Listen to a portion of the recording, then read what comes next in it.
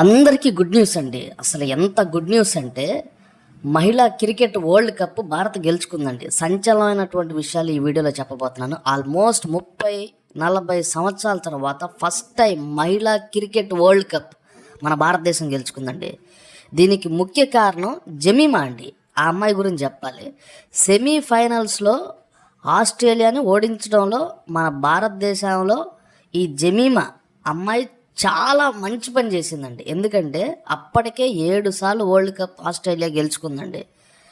అలాంటి ఆస్ట్రేలియాని ఓడించడంలో మెయిన్ ఈ జమీమా, ఈ అమ్మాయి ఆ రోజు 120 పరుగులు కొట్టడం, మన ఇండియా గెలవడం, అది టర్నింగ్ పాయింట్ అయింది. మెయిన్ టర్నింగ్ పాయింట్ ఈ జమీమా 120 పరుగులు చేయడం, ఆస్ట్రేలియా ఓడిపోవటం, ఫైనల్స్కి భారత్తో చేరటం. ఫైనల్స్లో సౌత్ ఆఫ్రికాకి మన భారతదేశానికి పడింది దీప్తి శర్మ. ఎక్సలెంట్ అండి, ఎక్సలెంట్గా ఆడింది అమ్మాయి. దీప్తి శర్మ ఆల్రౌండర్ అనమాట. అసలు ఇంకా అమ్మాయి గురించి ఎంత పొగిడా కానీ తక్కువ అని చెప్పాలి. ఎక్స్ట్రాడినరీగా ఆడింది. సో వీళ్ళిద్దరు, దీప్తి శర్మ అనొచ్చు, జమీమా, వీళ్ళిద్దరూ కూడా టర్నింగ్ పాయింట్ అని చెప్పాలి.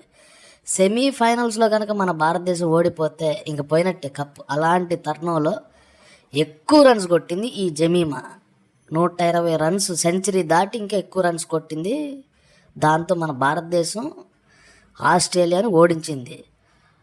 అసలు మ్యాచ్ చూస్తున్నంతసేపు అసలు ఎక్సలెంట్ ఆట అని చెప్పొచ్చండి. దీప్తి శర్మ కావచ్చు, ఇంకా ఈ జమీమా ఇంకా 50 రన్స్ కొడుతుంది అనుకున్నారు కానీ 24 రన్సే కొట్టింది.